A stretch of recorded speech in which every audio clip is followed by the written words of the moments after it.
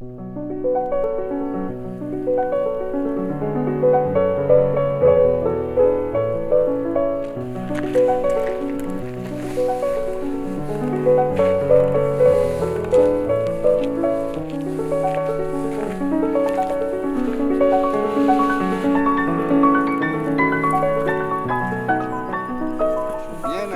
mordre.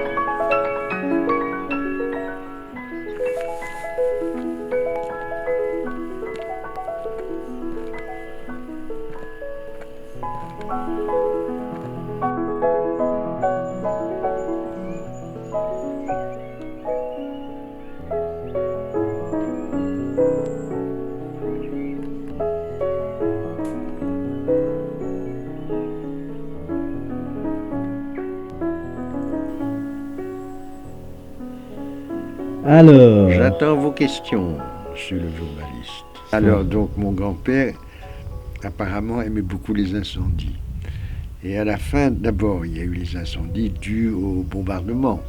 Là, il n'osait pas trop sortir, parce qu'il avait tout de même la responsabilité de son petit-fils. Et puis alors, il y a eu les incendies des Allemands qui brûlaient leurs archives quand ils étaient en train de retourner en Allemagne. Et là, à la fureur, enfin, ouais, l'inquiétude forte de ma grand-mère, mon grand-père me prenait, allez, on va aller voir les incendies. Et un jour, on a eu la chance, on a vu 3 incendies, le même après-midi. Ça, c'était très, très réussi. Mais enfin, mes parents, mon père m'a tout de même dû m'envoyer quand j'ai commencé l'université, alors tout à fait en flamand, m'a envoyé au Kasteel van Sterkenburg.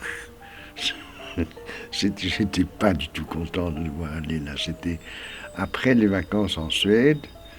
Et c'était en effet un château à moitié en ruine.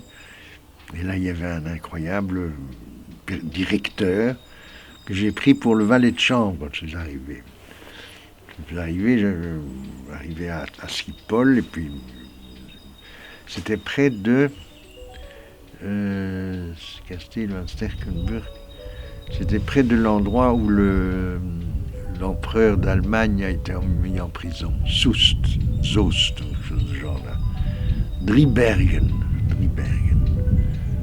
C'était en dessous c'était un peu en dessous de Leiden.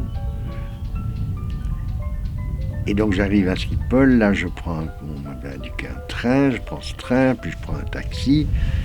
J'arrive devant ce château. Je dis, mon Dieu, c'est là-dedans que je vais devoir passer 3 mois.